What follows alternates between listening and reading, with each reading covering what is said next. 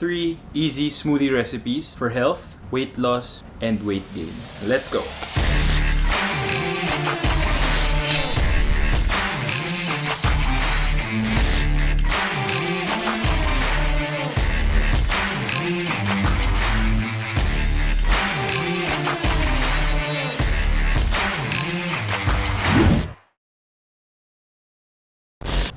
What's good YouTube? Welcome back to the channel, Jacob Alava, and today pag-uusapan natin 3 easy smoothie recipes using this mini blender from Get a Smile PH. So the reason kung bakit sila Get a Smile, kasi lahat ng products nila, sabi nila, will put a smile on your face. Nakakatuwa, diba? So ayun, so we're gonna be using this blender. Usually kasi mga ibang nakikita yung blender, diba, yung malalaki, and this one's very portable. You just have to charge it. Tapos you can make mga around 20 shakes with it once ma-fully charged nyo na siya. So tingnan nyo, I got the gray one.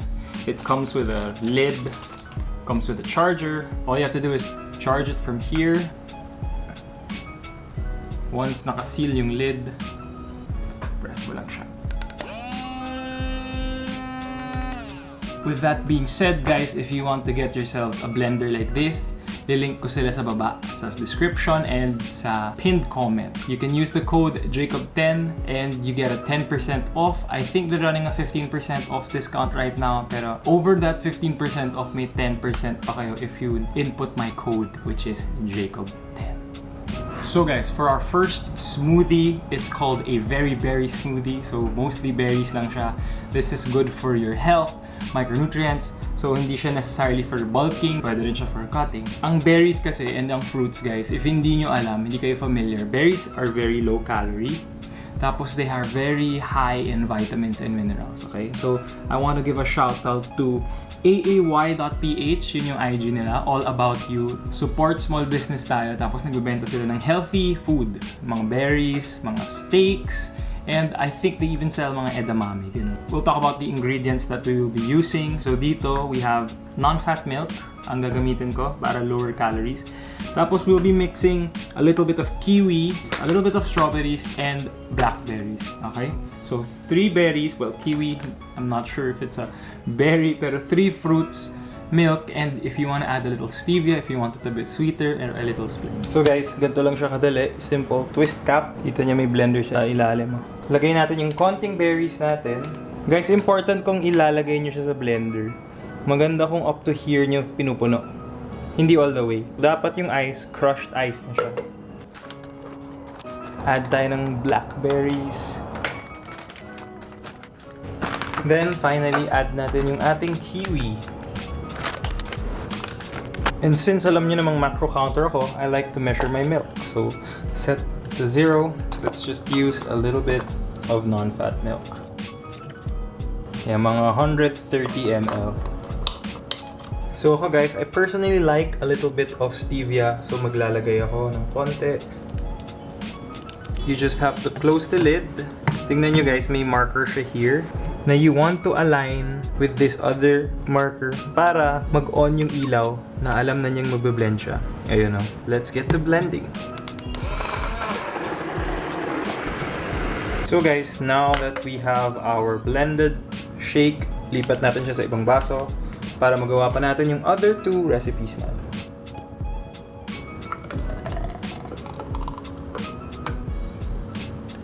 So super dali rin lang niyang linisin guys. Huwag nyo lang babasain dito sa part na to kasi dito yung nagcha-charge. So dapat naka-seal yan every time huhugasan nyo. So ayan, clean. So guys, now natapos na yung first smoothie natin. The second one is going to be a cutting smoothie or a weight loss smoothie. So essential pa rin na may protein siya. So we're going to be trying out the new Active Isolate ni Athlean. Alam nyo ng Athlean. Strawberry milkshake. So guys, na-try ko na to. Ang sarap nito. Napakabagay nitong gawing smoothie. Madali lang siya. 3 ingredients. You'll need a banana. You'll need the whey isolate and the non-fat milk. So ako guys, I personally like na chop ko pa yung banana para mas madali siya para sa blender. Tsaka mas mabilis siyang ma-blend. Okay, so weigh natin yung banana. Set the scale to 0.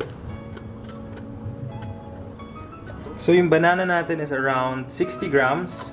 Then we add some milk. Yan, 145 ml. Then, we add yung scoop natin of strawberry milkshake. So again, ganun lang siya kadali. Close the lid. Align nyo yung power buttons together. Tapos iilaw siya. Then, let's blend it.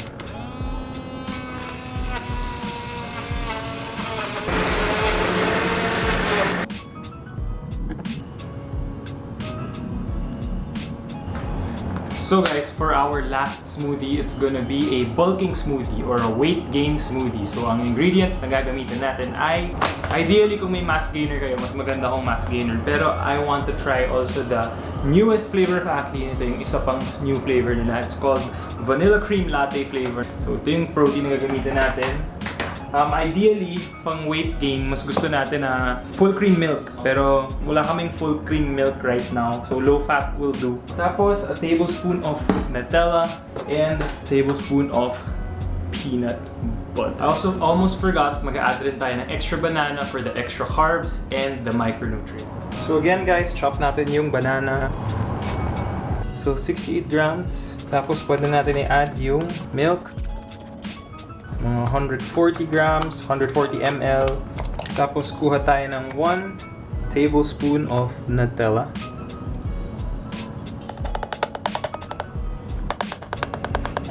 Kuha na rin tayo ng 1 tablespoon of peanut butter. And now finally we add our vanilla cream latte protein. 1 scoop. Kita nyo, colors. So seal natin siya. Yan, nag-connect na. Then blend.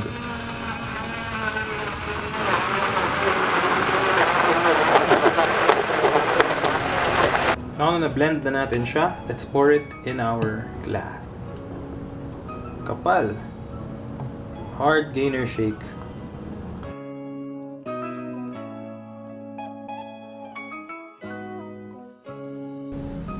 So guys, 3 easy smoothie recipes. So ito yung berry smoothie natin na ito yung healthy, no, micronutrients and all, puro berries.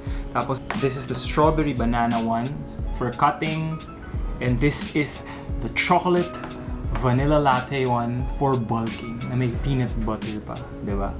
So 3 recipes. I'll leave the macros here since alam nyo naman nagbibilang ako ng macros. So ayan, yung kagandahan yan guys, isang blender lang ginamit ko. This mini blender to make all 3 of these. Thank you Get a Smile PH. I'll be linking this mini USB blender sa baba, sa description, and sa pin comment if you want to buy.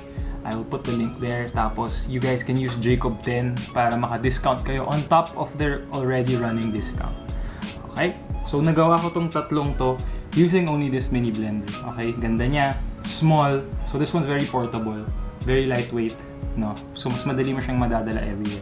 If bago kayo dito, please subscribe, like this video, share this video kung may natutunan kayo. Please like and share. And I'm gonna see you all in the next video.